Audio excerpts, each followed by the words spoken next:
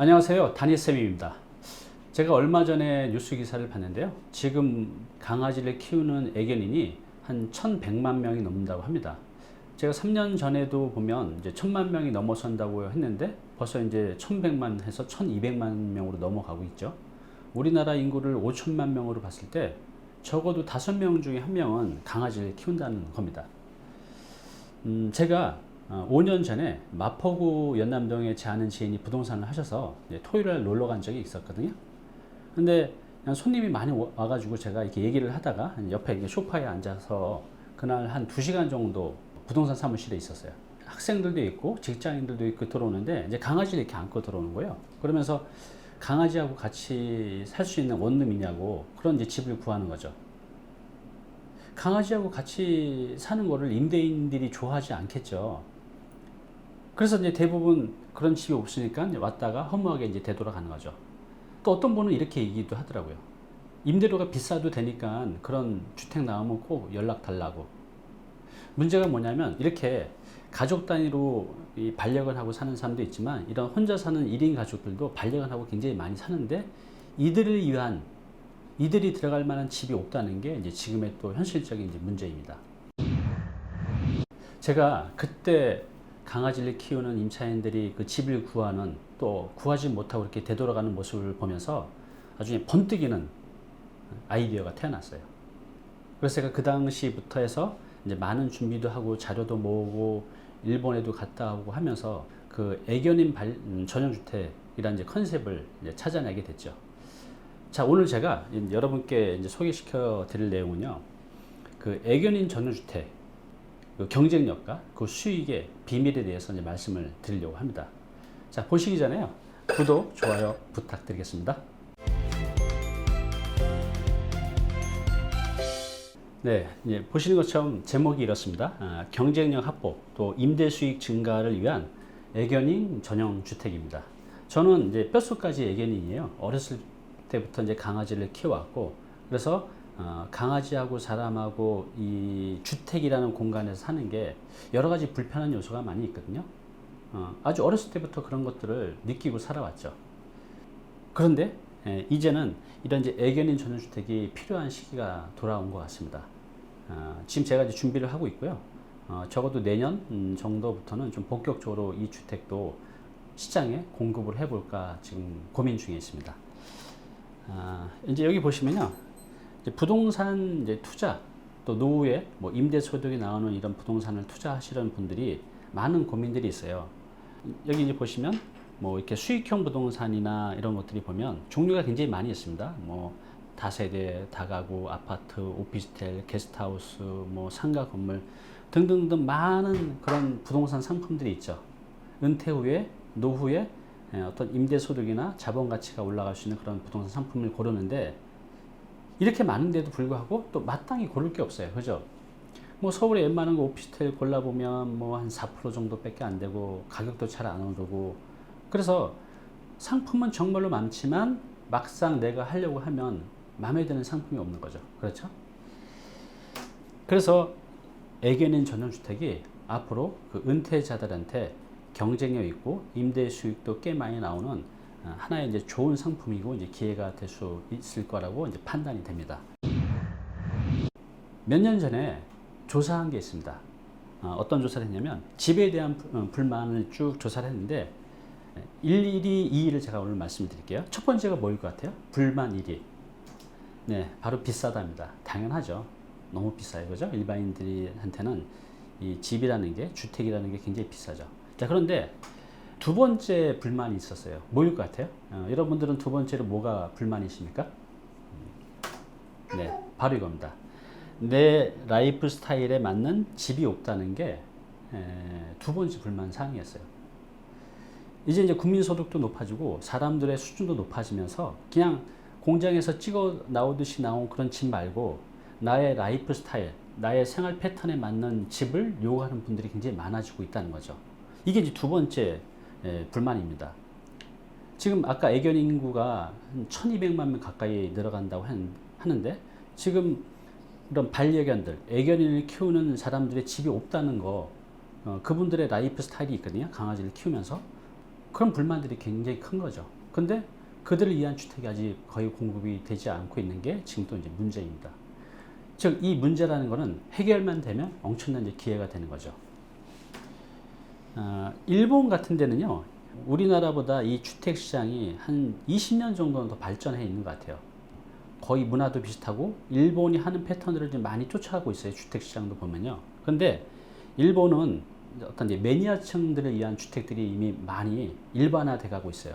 한 예로 이제 여기 보면 이제 오토바이가 보이시죠? 일본은 이런 오토바이를 타는 전용 매니아들을 위한 주택들도 있습니다. 보시는 것처럼 이건데요.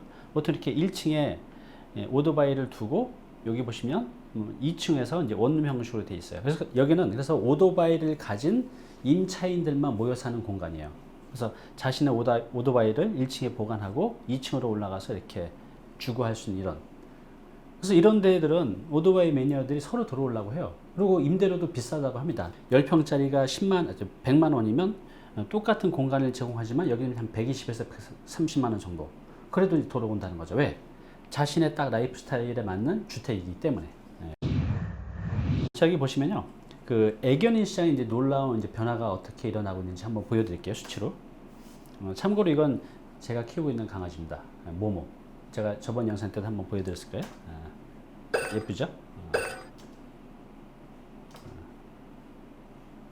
이거 제 발입니다.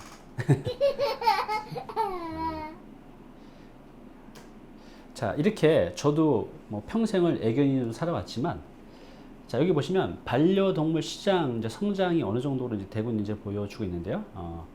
뭐 예전에는 이제 9,000원, 12년대에 보면 그러면서 해가 갈수록 엄청나게 빨리 증가를 해 가고 있습니다. 2020년에는 이 반려동물 시장이 5조 원이 넘을 거라고 합니다. 그 애완동물 보유 가구 비율도 아주 급속도로 증가해 가고 있어요. 2002년 대비해서 2006년도 봐도 2배 성장을 했죠. 그리고 여기 보시면 좀 독특한 게 있는데요.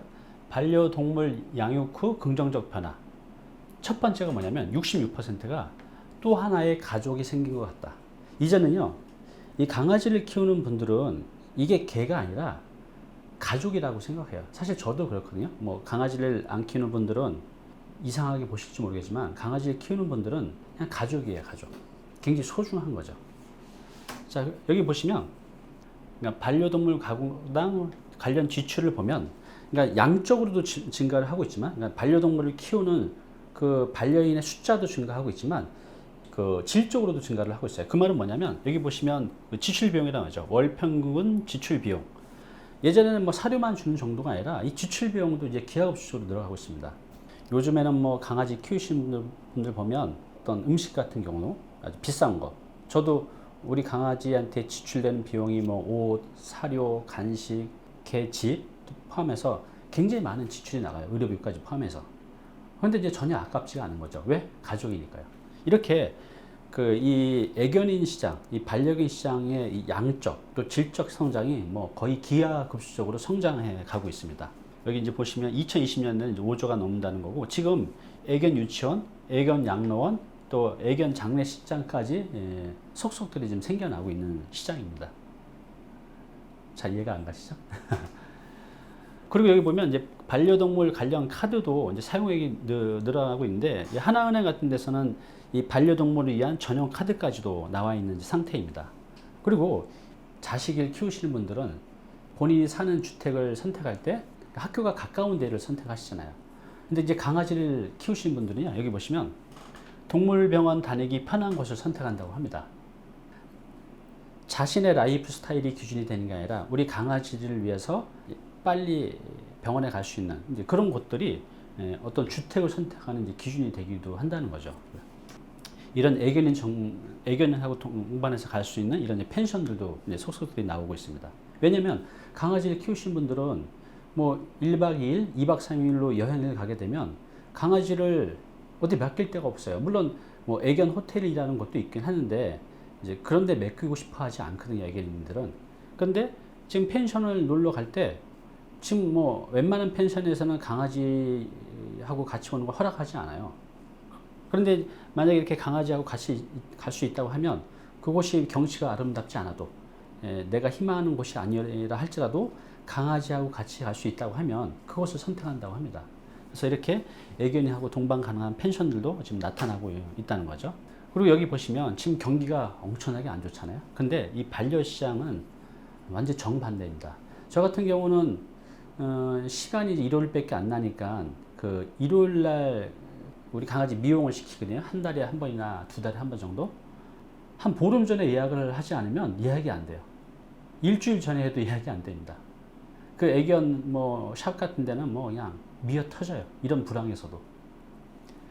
여기 이렇게 기사도 이렇게 나온 겁니다. 이렇게 모든 게 다 불황인데 이 애견 시장만 계속 호황이라는 이제 기사가 나오고 있습니다. 이렇게 애견 시장은 엄청나게 성장해 가고 있는데 문제가 있죠. 아까 제가 말씀드렸듯이 강아지를 좋아하시는 분도 있지만 강아지를 싫어하는 분들도 많아요. 그래서 이제 이분들하고 이렇게 이웃 간 갈등이 생기고 다툼도 생기죠. 자, 그래서 이제 인터넷 기사 보면 이제 개 짖는 소리 안 나게 해서 막 이웃 간에 이제 싸움도 있고, 여기 보시면 뭐 개가 물어가지고 뭐 살인미수를 던지 이웃 간 다툼, 이런 기사들이 정말 많이 나오고 있죠. 또 개가 짖는다고 뭐 공기총으로 쏴서 뭐 개를 죽인다든가, 주민 갈등 부르는 층견소음이라고 하죠. 그러니까 층간소음인데 이제 강아지가 있는 집하고의 어떤 그 소음 때문에 다툼이 생긴다는. 그래서 이렇게 이웃 간에 많은 다툼도 생겨나고 있는 게 현실이에요. 그리고 이 강아지 입장에서 보면 사람이 사는 주택은 강아지한테는 전혀 맞지 않는 주택이죠. 그러니까 강아지들도 이 집에서 사는 게 스트레스를 많이 받아요. 당연히 그런 애견인들도 이제 스트레스를 받고요. 자, 그런데 만약에 이런 모든 문제를 해결할 수 있는 주택이 있다고 하면 강아지를 키우고 있는 애견인들은 그 집으로 들어오려고 할 겁니다. 바로 이게 이제 힌트입니다.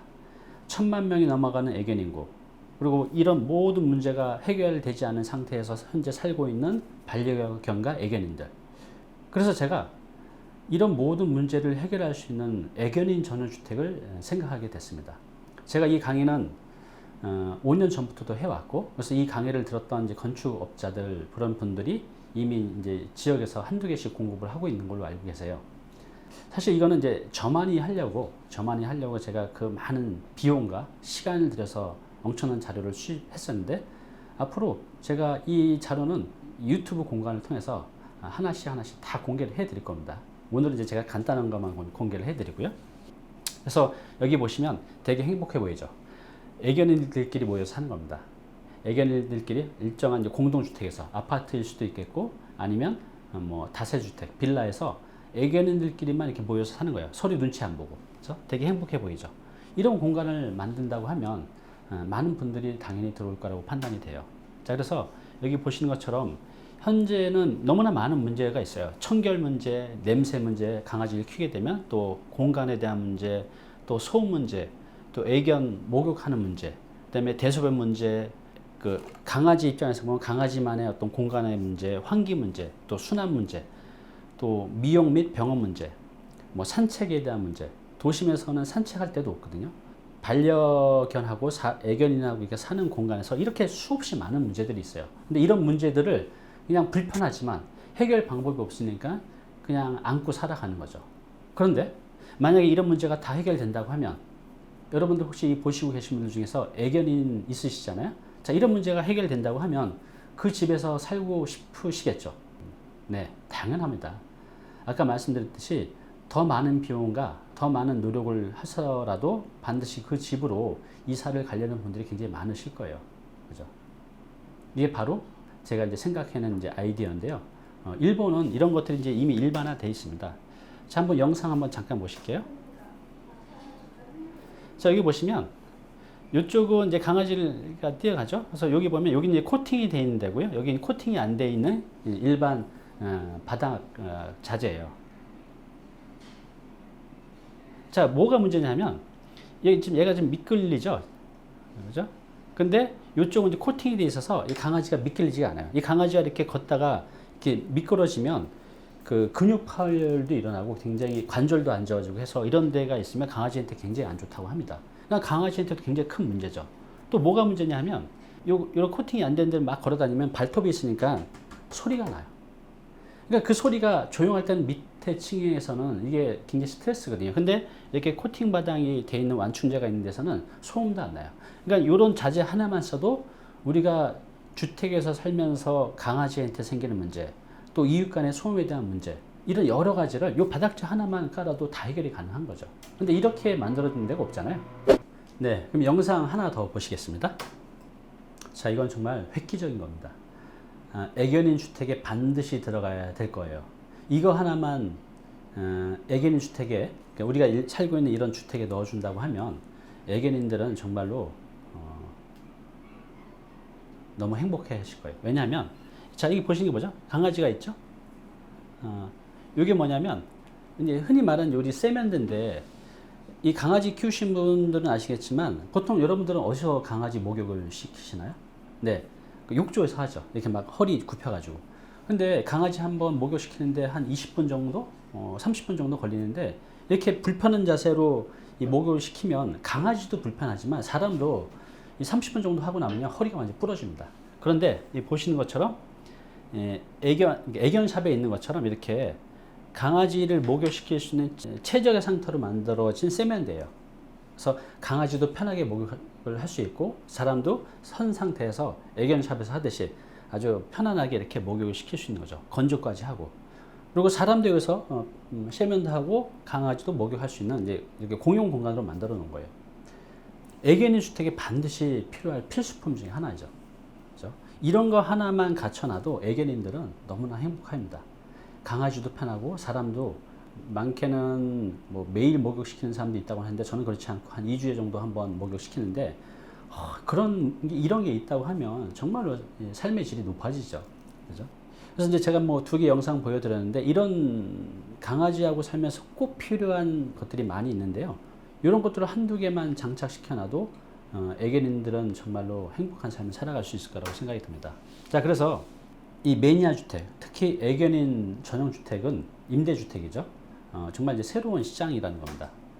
보시면 지금 이제 아파트, 원룸, 트럼, 오피스텔 이런 다양한 임대 상품들이 있는데 이렇게 만족스럽지가 않잖아요. 뭐 수익률도 그렇고 가격은 계속 비싸지고. 그런데 애견하고 같이 사는 이런 애견인 전용 주택은 공급이 거의 없습니다. 희소 가치가 있다는 거죠.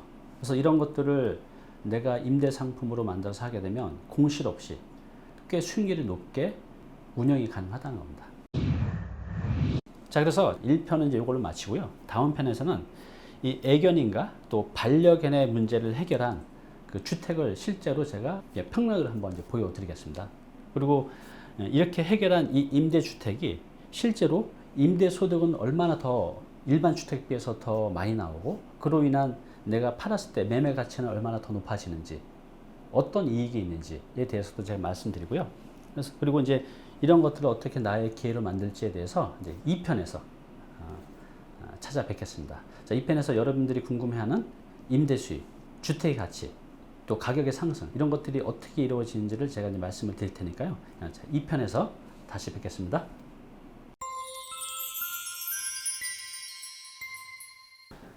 네, 오늘 정보 도움이 좀 되셨나요? 앞으로 이런 정보 계속 받아보실 분은요, 여기 구독 부탁드리고요. 그 다음에 오른쪽은 제가 추천하는 영상입니다. 꼭 한번 보시기 바랍니다.